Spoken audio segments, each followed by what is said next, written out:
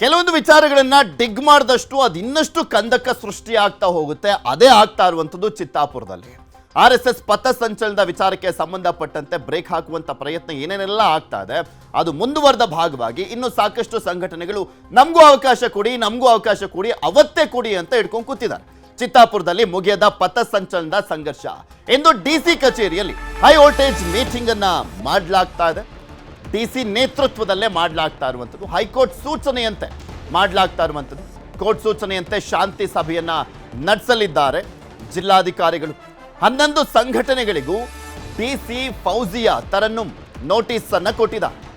Notice ಕೊಟ್ಟು ಯಾರು ಯಾಕೆ ಏನು ಎತ್ತ ಬೇರೆ ದಿನ ನೀವು ಆಯೋಜನೆ ಮಾಡ್ಕೊಳ್ಬೋದಾ ಅನ್ನುವಂಥದ್ರ ಬಗ್ಗೆ ಎಲ್ಲ ಡಿಸ್ಕಸ್ ಆಗುತ್ತೆ. 11 ಸಂಘಟನೆಗಳ ಜೊತೆ ಸಭೆಯನ್ನ ಮಾಡಲಿದ್ದಾರೆ ಜಿಲ್ಲಾಧಿಕಾರಿ.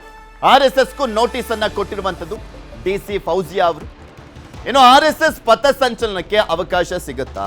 ಪಥಸಂಚಲನ ಪ್ರತಿಭಟನೆಗೆ DC ಬ್ರೇಕ್ ಏನಾದರೂ ಹಾಕ್ತಾರ?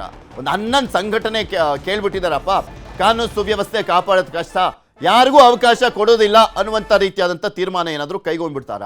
11 ಸಂಘಟನೆಗಳಲ್ಲಿ ಯಾರಿಗೆ ಸಿಗುತ್ತೆ ರ್ಯಾಲಿಯ ಅವಕಾಶ? ಹಾಗಾದ್ರೆ ಅಕಸ್ಮಾತ್ ಅವಕಾಶ ಕೊಡೋದಾದ್ರೆ, ಇಲ್ಲ 11 ಸಂಘಟನೆಗಳಿಗೂ ಕೊಟ್ಬಿಡ್ತೀವಿ, ಕಾನೂನು ಸುವ್ಯವಸ್ಥೆಯನ್ನು ಕೂಡ ಕಾಪಾಡ್ತೀವಿ ಅನ್ನುವಂಥ ನಿಟ್ಟಿನಲ್ಲಿ ಏನಾದರೂ ಡಿಸಿಷನ್ ಕೈಗೊಳ್ಳಕ್ಕಾಗತ್ತಾ? ಅದು ಆಲ್ಮೋಸ್ಟ್ ಕಡಿಮೆನೆ ಅಂತ ಡಿಸಿಷನ್ ಅನ್ನು ಕೈಗೊಳ್ಳಕ್ಕೆ. ನಿನ್ನೆಯೂ ಕೂಡ ಜೈ ಭೀಮ್ ಸೇನೆ ಎಂಬ ಸಂಘಟನೆ ನವೆಂಬರ್ 2ರಂದೇ ನಾವು ಕೂಡ ರ್ಯಾಲಿಯನ್ನ ನಡೆಸ್ತೀವಿ, ಅನುಮತಿ ಕೊಡಿ ಅಂತ ಮನವಿಯನ್ನ ಸಲ್ಲಿಸಿದೆ. ಇದ್ರ ಬಗ್ಗೆ ಇನ್ನಷ್ಟು ಮಾಹಿತಿಯನ್ನ ಕೊಡ್ತಾ ಹೋಗ್ತಾರೆ ನಮ್ಮ ಕಲಬುರಗಿಯ ಪ್ರತಿನಿಧಿ ಅರುಣ್ ಕುಮಾರ್ ಕದಂ ನಮ್ಮ ಜೊತೆ ನೇರ ಸಂಪರ್ಕದಲ್ಲಿ ಜಾಯ್ನ್ ಆಗಿದ್ದಾರೆ. ಅರುಣ್, ಹೋಗ್ತಾ ಇದು ಇನ್ನಷ್ಟು ಸಂಘಟನೆಗಳು ನಾವು ಮಾಡ್ತೀವಿ ಅಂತ ಅರ್ಜಿಯನ್ನ ಹಾಕೊಂಡು ಬರ್ತಾ ಇದ್ದಾರೆ. ಇವತ್ತು ಸಭೆಯನ್ನ ಕೂಡ ಕರೆಯಲಾಗಿದೆ. ಕೋರ್ಟ್ ಸೂಚನೆಯಂತೆ ಏನೇನೆಲ್ಲ ಯಾವ ರೀತಿಯ ಚರ್ಚೆಯನ್ನ ಮಾಡ್ಲಿಕ್ಕೋಸ್ಕರ ಜಿಲ್ಲಾಧಿಕಾರಿಗಳು ಮುಂದಾಗಿದ್ದಾರೆ ಅಂತ. ಹೌದು ಪೃಥ್ವಿ, ಇದು RSS ಪಥಸಂಚಲನ ಚಿತ್ತಾಪುರ್ನಲ್ಲಿ ಏನು ಆಯೋಜನೆ ಮಾಡಲಾಗಿತ್ತು ಅದು ಈಗ ಎಲ್ಲರ ಈಗ ಸಂಘರ್ಷಕ್ಕೆ ಕಾರಣವಾಗಿರುವಂಥದ್ದು. ಎಲ್ಲರೂ ಕೂಡ ನಾವು ಚಿತ್ತಾಪುರ್ನಲ್ಲಿ ಪಥಸಂಚಲನ ಮಾಡ್ತೀವಿ ಅಂತ ಸಂದರ್ಭದಲ್ಲಿ ವಿವಿಧ ದಲಿತ ಸಂಘಟನೆ ಸೇರಿದಂತೆ ರೈತ ಸಂಘಟನೆ ಬೇರೆ ಸಂಘಟನೆಗಳು ಕೂಡ ನಾವು ನವೆಂಬರ್ 2ರಂದೇ ನಮಗೆ ಪಥಸಂಚಲನ ಮತ್ತು ಪ್ರತಿಭಟನೆಗೆ ಅವಕಾಶ ಕೋರಿ ಸುಮಾರು 11 ಸಂಘಟನೆಗಳು ಈಗ ಜಿಲ್ಲಾಧಿಕಾರಿಗೆ ಮನವಿಯನ್ನು ಸಲ್ಲಿಸಿರುವಂಥದ್ದು. ಆದರೆ 11 ಸಂಘಟನೆಗಳಲ್ಲಿ RSS ಮಾತ್ರ ಈಗ ಹೈಕೋರ್ಟ್ ಮೆಟ್ಟಿಲೇರಿರುವಂಥದ್ದು.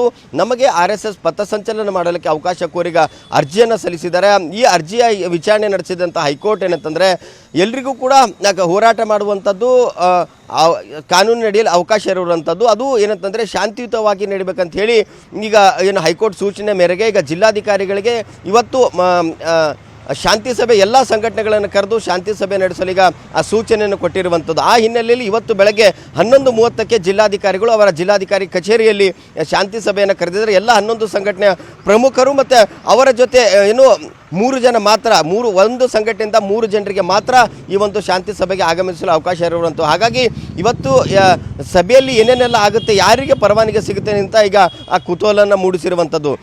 ಆ ನಿಟ್ಟಿನಲ್ಲಿ ಇವತ್ತು 11ವರೆಗೆ ಮೀಟಿಂಗನ್ನು ಮಾಡಿ ಎಲ್ರಿಗೂ ಕೂಡ ಒಂದು ಜಿಲ್ಲಾಧಿಕಾರಿ ಕನ್ವಿನೆನ್ಸನ್ನು ಮಾಡುವಂಥ ಸಾಧ್ಯತೆ ಇದೆ. ಯಾಕಂತಂದರೆ ಎಲ್ಲರೂ ಕೂಡ ಒಟ್ಟಿಗೆ ಒಂದು ಪ್ರತಿಭಟನೆ ಆಗಲಿ ಮತ್ತು ಪಥಸಂಚಲನ ಮಾಡಿದರೆ ಕಾನೂನು ಸುವ್ಯವಸ್ಥೆ ಹಾಳಾಗುತ್ತೆ, ಅವರಿಗೆ ಸೆಕ್ಯೂರಿಟಿ ಕೊಡಲು ತೊಂದರೆ ಆಗುತ್ತೆ ಅನ್ನೋ ನಿಟ್ಟಿನಲ್ಲಿ ಅವರಿಗೆ ಎಲ್ರಿಗೂ ಕೂಡ ಒಂದೊಂದು ದಿನಾಂಕಗಳನ್ನು ನಿಗದಿ ಮಾಡಿ ಜಿಲ್ಲಾಧಿಕಾರಿಗಳೇ ಒಂದು ಸೂಚನೆಯನ್ನು ಕೊಡುವಂಥ ಸಾಧ್ಯತೆ ಕೂಡ ಇರುವಂಥದ್ದು. ಯಾಕಂತಂದರೆ ಎಲ್ರಿಗೂ ಒಟ್ಟಿಗೆ ಕೊಟ್ಟರೆ ಕಾನೂನು ಸುವ್ಯವಸ್ಥೆ ಹಾಳಾಗುತ್ತೆ. ಹಾಗಾಗಿ ಅಲ್ಲಿ ಪಥಸಂಚಲನಕ್ಕೆ ತೊಂದರೆ ಆಗುತ್ತೆ ಅನ್ನೋ ನಿಟ್ಟಿನಲ್ಲಿ ಎಲ್ರಿಗೂ ಕೂಡ ಒಂದೊಂದು ದಿನಾಂಕ ಒಂದೊಂದು ಸಮಯವನ್ನು ನಿಗದಿ ಮಾಡಿ ಆ ಒಂದು ಸಮಯ ಮತ್ತು ಆ ದಿನಾಂಕದಂದು ಅವರಿಗೆ ಪ್ರತಿಭಟನೆ ಮತ್ತು ಪಥಸಂಚಲನ ಮಾಡುವ ಅವಕಾಶ ನೀಡುವಂಥ ಸಾಧ್ಯತೆ ಇದೆ. ಹಾಗಾಗಿ ಈಗ ಎಲ್ಲವೂ ಕೂಡ ಜಿಲ್ಲಾಧಿಕಾರಿಗಳು ಏನು ಶಾಂತಿ ಸಭೆಯನ್ನು ಮಾಡೋದ್ರ ಮೂಲಕ ಅದಾದ ಬಳಿಕ ಏನು ಹೈಕೋರ್ಟ್ಗೆ ಇದು ವರದಿಯನ್ನು ಸಲ್ಲಿಸಿ ಹೈಕೋರ್ಟ್ ಏನಂತಂದರೆ ಇದೇ 30ರಂದು ಮತ್ತೆ ವಿಚಾರಣೆಗೆ ಕೈಗೆತ್ತಿಕೊಳ್ಳಲಿದೆ. RSSನವರು ಯಾಕಂದರೆ ಹೈಕೋರ್ಟ್ ಮೆಟ್ಟಿಲೇರಿರುವಂತೂ RSS ಒಂದು ಸಂಘಟನೆ ಮಾತ್ರ, ಉಳಿದವರು ಯಾರು ಕೂಡ ಏನು ಹೈಕೋರ್ಟ್ ಕೋರ್ಟ್ಗೆ ಹೋಗಿಲ್ಲ, ಜಿಲ್ಲಾಧಿಕಾರಿಗಳಿಗೆ ಮನವಿ ಮಾತ್ರ ಸಲ್ಲಿಸಿರುವಂಥದ್ದು. ಹಾಗಾಗಿ ಕೋರ್ಟ್ ಏನಾದರೂ RSSಗೆ 2ನೇ ತಾರೀಕು, ಯಾಕಂದರೆ ಈ ಮುಂಚೆಯೂ ಕೂಡ RSSನ ಅರ್ಜಿ ಸಲ್ಲಿಸಿದ್ದು RSSನವರು ಮೊದಲು ಕೋರ್ಟ್ಗೆ ಹೋಗಿರುವಂಥದ್ದು. ಈಗ ನವೆಂಬರ್ 2ನೇ ತಾರೀಕು RSSನವರು ನಾವು ಪಥಸಂಚಲನ ಮಾಡಲಿಕ್ಕೆ ರೆಡಿ ಅಂತ ಹೇಳಿದ್ರು. ಈ ಹಿಂದೆ ಅವಕಾಶ ಕೊಡದಿರುವಂಥ ಹಿನ್ನೆಲೆಯಲ್ಲಿ ಅದಾದ್ಮೇಲೆ ಎಲ್ಲರೂ ರೊಚ್ಚಿಗೆ ನಾವು ಕೂಡ ಮಾಡ್ತೀವಿ ಅಂತ ಅರ್ಜಿಯನ್ನ ಸಲ್ಲಿಸ್ತಾ ಇದ್ದಾರಲ್ಲ, ಅದರ ಉದ್ದೇಶ ಏನು?